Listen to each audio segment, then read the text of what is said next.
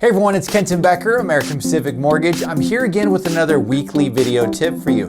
Now, last week's video, I talked a little bit about the updated interest rates for 2024. And I think a lot of the predictions for 2024 actually pretty universally are that interest rates are going to continue to improve. And yet, even while interest rates are improving, and right now, this time of year, it's a great time to buy because sellers are a little bit more motivated for the winter to sell their home, I'm still getting a lot of buyer objections. And so I thought it'd be a good idea to maybe give my top 3 buyer objections that I hear as a loan officer. These are just kind of everyday conversations that I have with buyers. And when I ask them, hey, are you ready to purchase a home?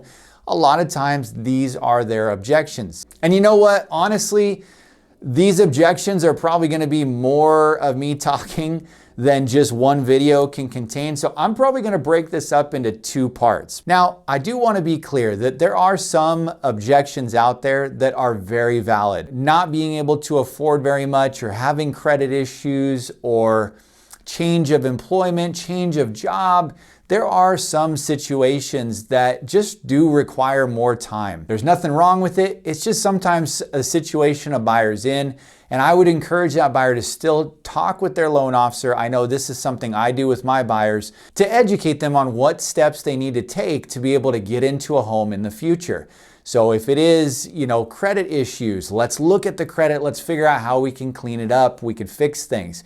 If it's not enough income or too much debt, let's come up with a plan on how we can try to increase that, or maybe add a cosigner to add more income. So certain buyer objections are very valid and is stuff that as a loan officer, I want to work with my buyer to help overcome. But then there's other objections that just really, I don't know. It's one of those things that when I hear these objections, a lot of times I go, I want to say, do you really want to buy a house? Because some of these objections at the end of the day, they're just really not valid for where we're at right now in the market. So let me give you some of them. It'll make a little bit more sense. Okay, one of the most common objections I get, and it's just really a general comment, which is, I want to wait to buy. Now, again, what does this mean? For me as a loan officer, I kind of have to dive in or dig in on it a little bit. What do you mean by that? Are you in a current lease where your lease isn't expiring for another 9 months and you need to wait to buy?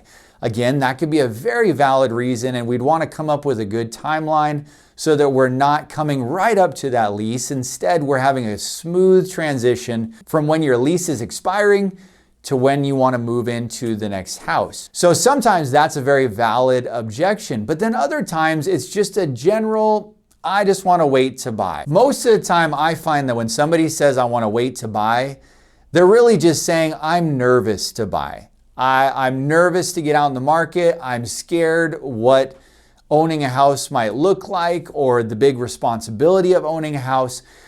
They're just not emotionally ready to buy. And again, if that's the case, that's okay. It is okay to tell your loan officer, I'm just not ready to buy. I'm not ready to take that step to purchase a home.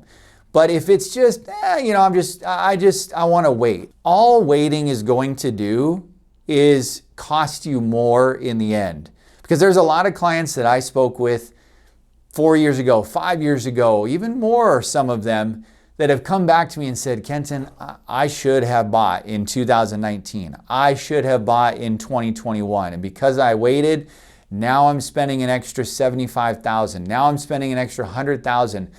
Some clients, unfortunately, are telling me now I can't buy a home because prices have gone up too much and I can't afford to buy.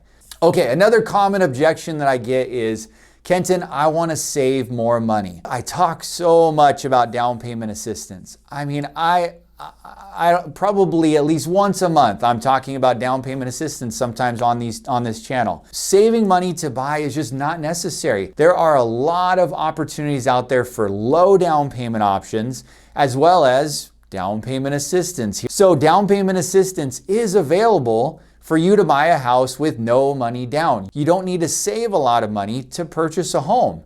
You can get down payment assistance to cover your down payment, and you can negotiate to get the seller to cover your closing costs, effectively making your money out of pocket little to nothing. But if your reason for waiting Your objection to buying now is because you want to save up money. It's just not necessary. And again, it's going to end up costing you more than you're able to save. At the same time, you're saving up $5,000, $10,000, $15,000, $20,000. Homes are going up at $5,000, $10,000, $15,000, $20,000. So you save up $15,000 or $20,000, and now you're paying another $20,000 to $25,000 for the home. And it's just an endless cycle that sometimes buyers get into when they want to save up money. All right, so thanks so much for joining me this week. I really appreciate it, and have a great week.